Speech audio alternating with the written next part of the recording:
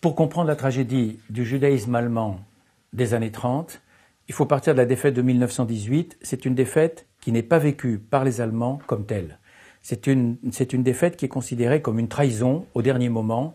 Et l'armistice du 11 novembre, il faut le dire et le redire, a été signé en France, en terre ennemie, ce qui est rarissime. Donc, l'Allemand moyen, au fin fond de la Franconie ou de la Souabe ou de la Saxe, il n'a pas le sentiment d'avoir été vaincu parce qu'il n'a pas vu l'ombre d'un soldat ennemi sur le sol. Résultat, l'idée récurrente de la trahison, et de la trahison de qui? Des communistes, des socialistes, des partageux, des marxistes et des juifs. Et souvent, ce sont d'ailleurs les mêmes. Ajoutez à cela 2 millions de soldats allemands qui ont été tués, une petite bourgeoisie qui est ruinée par l'inflation qui suit la guerre, et une partie de ses enfants qui a été tuée parce que beaucoup des enfants de la petite bourgeoisie étaient officiers subalternes, sous-officiers, et vous avez le réveil en 1919 en Allemagne de tous les vieux fantasmes allemands, de la trahison, de l'encerclement et bien sûr de la victoire volée. Et les Juifs vont faire les frais de cette violence-là. Je rappelle la prolifération des groupes d'extrême droite en Allemagne entre 1919 et 1924 qui sont pris à un grand nombre de personnalités politiques, dont beaucoup de Juifs, et en particulier au ministre des Affaires étrangères de la République de Weimar, Walter Rathenau, qui était, vous le savez, non seulement un grand industriel, mais aussi d'origine juive. C'est dans ce contexte qu'on peut comprendre la création du Parti ouvrier allemand en 1919 par un serrurier, Anton Drexler, dont l'un des membres qui est Adolf Hitler, va très vite reprendre le parti en main, va évincer Anton Drexler et va changer le nom du Parti ouvrier allemand en Parti national-socialiste des travailleurs allemands. En allemand, ça donne NSDAP, tout simplement. C'est un parti qui reste mal connu jusqu'aux années 30.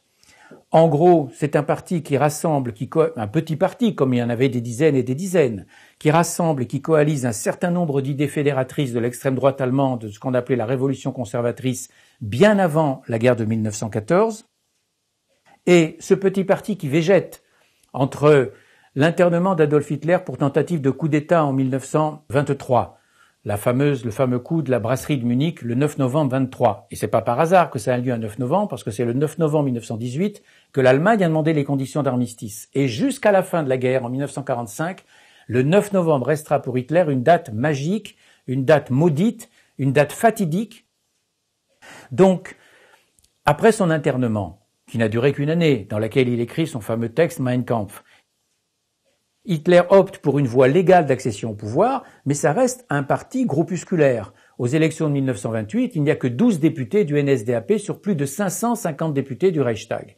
Ce qui va faire le succès d'Hitler, tout le monde le sait, c'est la grande crise économique venue des États-Unis, parce que l'Allemagne est ébranlée par cette crise.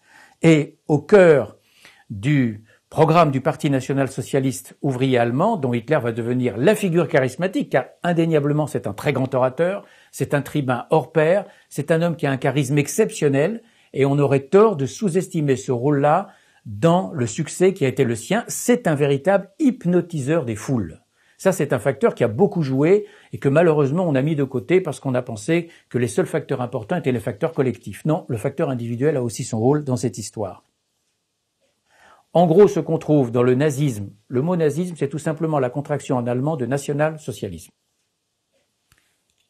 Ce qu'on trouve dans le nazisme des origines, c'est tout un patchwork d'idées qu'on trouvait déjà à la fin du XIXe siècle, de pangermanisme, de racisme, d'antisémitisme, de refus de la modernité au sens des Lumières de la Révolution française ou des Lumières allemandes, la Aufklärung de Goethe ou de Kant par exemple, et aussi de ce qu'on a appelé l'idéologie völkisch, c'est-à-dire une idéologie ethniciste qui prône d'une certaine façon le retour à une Allemagne traditionnelle, rurale, pastorale, romantique. Or, l'Allemagne, en 1914 et en 1920 pas davantage, n'est plus une nation rurale, pastorale, romantique, bucolique. C'est une grande nation industrielle, la première d'Europe en 1914, la deuxième du monde en 1914 derrière les États-Unis, et tout se passe comme si l'Allemagne avait du mal à accepter d'être ce qu'elle était devenue.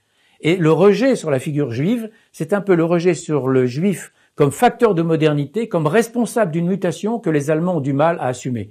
Tout se passe comme si l'Allemagne était une nation schizophrène, qui était devenue une réalité qu'elle ne pouvait pas assumer et dont elle rendait le juif responsable. Le premier programme du NSDAP date de 1920. Ce qui est très intéressant, c'est que dans ce programme, vous avez des articles explicitement antisémites, dont l'article 4, qui retire aux juifs la citoyenneté allemande, Et quand Hitler publie en 1925 son Mein Kampf, qui est suivi en 1926 d'un deuxième volume, le livre est empli de visions millénaristes de catastrophes qui sont toutes liées à la présence juive, non seulement en Allemagne, mais dans le monde. Et ce qui est très intéressant, c'est que dans ce livre, il parle des Juifs en empruntant un vocabulaire médical, qui est d'ailleurs un vocabulaire propre à tout l'antisémitisme européen du XIXe et du XXe siècle. Il dit des Juifs, je cite, qu'ils sont un ver dans le corps pourrissant de la nation, qu'ils sont une pestilence pire que la peste noire, un parasite dans le corps des autres peuples. Donc la pensée hitlérienne, qui est encore une fois le réceptacle de toute la pensée antisémite allemande du XIXe siècle, où il n'y a pas une seule idée originale qui soit réellement de lui, cette pensée hitlérienne est obsédée par la menace du complot et par la menace d'anéantissement de l'Allemagne par le biais des Juifs.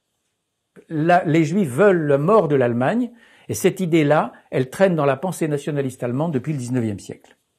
Il est indéniable qu'il y ait un antisémitisme personnel d'Hitler qui est exacerbé, c'est certain, mais cet antisémitisme personnel n'est pas à l'origine du nazisme, ce serait simpliste et infantile de le croire. Cet antisémitisme personnel, il est le miroir grossissant d'une maladie sociale qui a touché toute la culture allemande.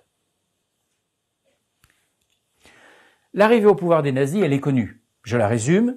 Ce petit parti groupusculaire qui faisait beaucoup rire dans les cabarets de gauche à Berlin avant 1929. Ce petit parti groupusculaire qui ne compte que 12 députés en 1928 passe aux élections législatives anticipées de septembre 1930 à 107 députés, c'est-à-dire plus de 18% du corps électoral allemand.